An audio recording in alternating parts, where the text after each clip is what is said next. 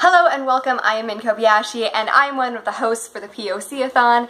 The Poc-A-Thon is a readathon that is going to be held from August 12th to August 19th, and it is 8 days that we are going to be celebrating diversity, representation, and learning about your own culture if you're a person of POC heritage, and if not, learning about different cultures and the world around you.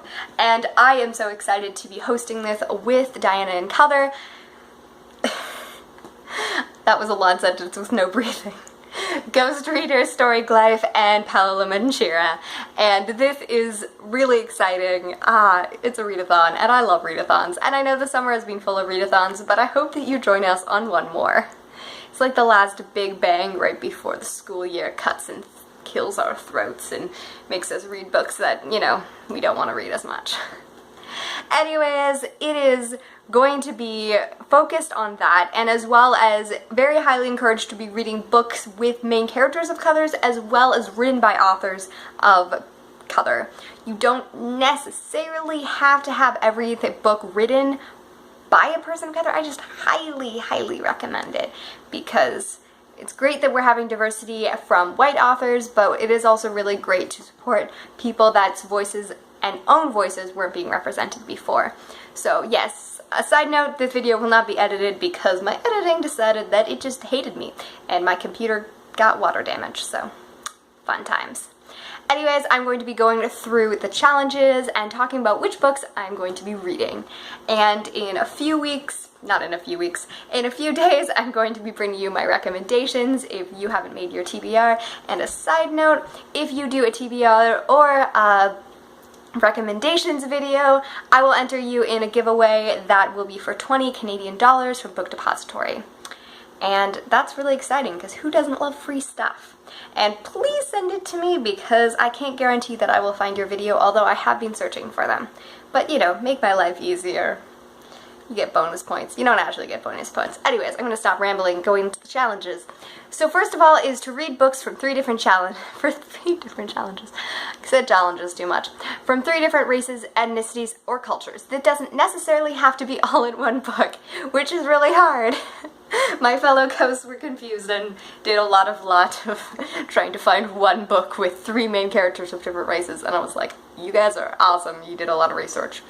But these are over through all of your books, so yes, just so that it's great if you're learning about Black culture, or about Asian culture, or about, you know, Lebanese culture, but it's like to encourage you to read books that are from different cultures, because that is what this is all about.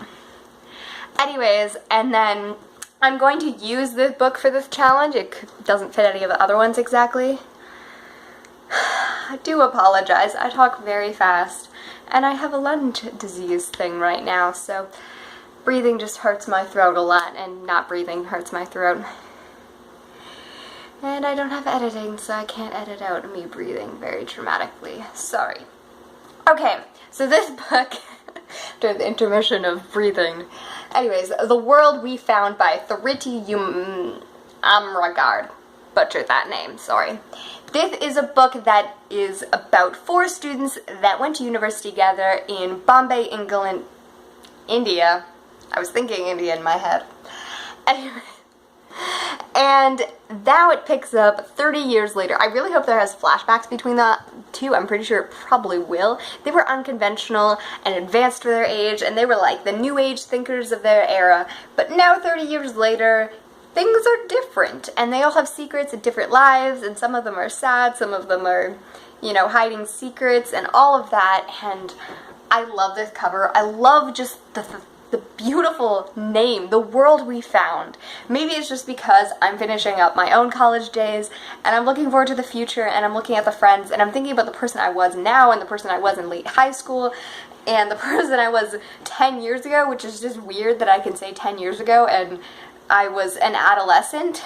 That makes me feel old. Not that, like, it's just weird because I'm in a different place in my life now, and I'm thinking about the world I found, and a world I didn't necessarily think I would have found 10 years ago, or 5 years ago, or maybe even a few years ago when I started college. And I think it's so beautiful. And yeah, I'm just really ready to dive into this book. It is a book that I've wanted to read and I've just put off because I've had college and all the other things that have kept me from it, but it is beautiful, and it's written by a person of Indian heritage. I assume. I don't necessarily know her exact heritage, but that's my assumption. And yeah, I'm really excited to read this book. And then number 2, to read a classic book, 100 Years...